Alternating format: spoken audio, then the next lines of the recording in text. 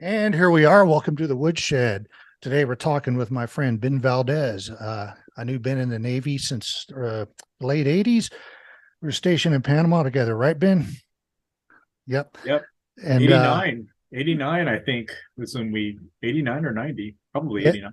yeah, you were like this foul mouthed, nerdy little crypto tech, and I was basically a skater and a slacker. But we got to sit out Operation Just Cause in a bomb proof building and Yeah, had a lot of fun.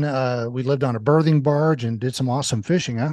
lots of fishing. Lots of fishing. And then after that, we'd move out into the jungle and play Rambo. And without any Summit. gun, yeah. I'm surprised we survived, huh? So anyway, Ben is aside from being one of my best friends and shipmates, Ben has we kind of parted ways after Panama, and then shortly after that, Ben and I both simultaneously on our own accord got into military match shooting and shooting for the U.S. Navy shooting teams in their respective coasts. And I only did it for like 2-3 years and basically competed just to get out of duty and stuff like that. But uh, but learned a lot. And then Ben took it even a step further and endeavored to learn from the military armorers on all the tips and tricks and things that you do to make pistols and rifles more accurate and for competitions. That's what we're going to talk about today. But first, Ben, what are you drinking? St. Pauli girl today. St. Pauli Girl. I remember case of that stuff in the barracks. That was my swill beer, my go-to swill beer back when we were in Central America. Yeah. The forego all other supplies and things that we need, but for beer, no water, no food, but lots of St. Pauli Girl, right? Yeah, Just for lots of it. just for emergencies. Well, I am having a Ezra Brooks Wow. Distiller's Collection, very I'm tasty jealous. bourbon, about $52 at Total Wine, very good. A little unknown, but and plenty supplied too. That's the other good thing. So, this episode we'll call Bourbon and Guns. How appropriate. Uh, since Ben retired, what year did you retire, Ben? 2006. 2006. Okay. Same year as me, actually. Um, after Panama, Ben went back to sea duty, and so did I. I went to my first sea duty, as a matter of fact. But Ben was already an old salty dog, I was. and it was, yeah, sea dog, as we used to Yeah. call him. I did 3.5 years on the Polo before I ever went to That's Central before America. Panama, yeah. So after all that, we retired, and Ben continued to participate in the military shooting matches because as a retiree, you can still compete, and continue to refine his skills in making and accurizing pistols and rifles. So we're going to talk about that today. Now, just to note, Ben does not have a retail front. He doesn't do any work retail whatsoever. He only works with military and law enforcement to make their weapons better. So Ben, this episode, I thought we'd start off with something simple. We love 1911s.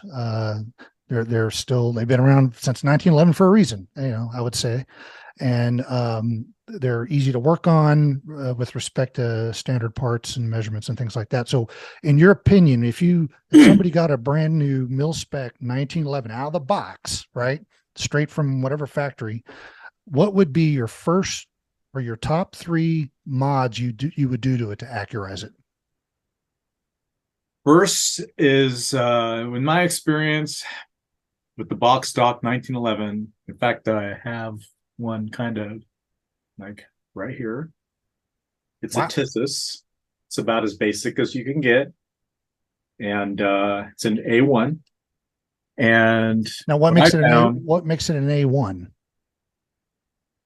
real quick, like these little cuts, Mm, okay. and then like the grip safety is different. Okay. Very This good. angle is a little different here too. Just a couple of minor things, but they kind of help. But in my experience, the trigger is usually the first thing that you got to have done. Um, the the hammer hooks on a box stock 1911, like government, they're kind of like that. Okay, they're not like squared. Okay, they're kind of pointy, and so as the sear is going like this, it kind of digs like that. So rather than if they were parallel, you can see how they would break a lot better. So that's what they do that for safety. Okay. Of course, that's all there. That's the biggest concern. Safety first. Yeah. And the gun will shoot, but it won't be a great trigger. Okay. It'll be kind of hard. It can be kind of creepy, can be kind of gritty. And of course, none of that makes for good shooting. If, in a combat scenario with the adrenaline flowing and stuff like that, you can easily overcome a trigger like that with a two-handed hold. But if we're trying to shoot accurately, whether it's for competition or target or just concealed carry, most people don't want a trigger like that. Right. So we can break the trigger job down into two phases. All right. You can have like a trigger job basic, and you can have a trigger job enhanced. Okay. And of course, it all depends on how deep your pockets are. Of course, right? Price and, yeah. And so I kind of broke this out on a list here. Trigger job basic. We can take the pull weight from whatever it is, usually maybe 5 or 6 pounds. You can take the pull weight to 3.5 pounds or 4 pounds and give it a soft break rather than a gritty hard break. Okay. And that entails fully detailing of the hammer, the sear, the disconnector, and the trigger bow with the polish. And usually that also includes recutting the hammer hooks to a 90-degree angle rather than that, angle I was talking about before. Yep. Okay. And I also recommend a new aluminum trigger. Let me show you real quick.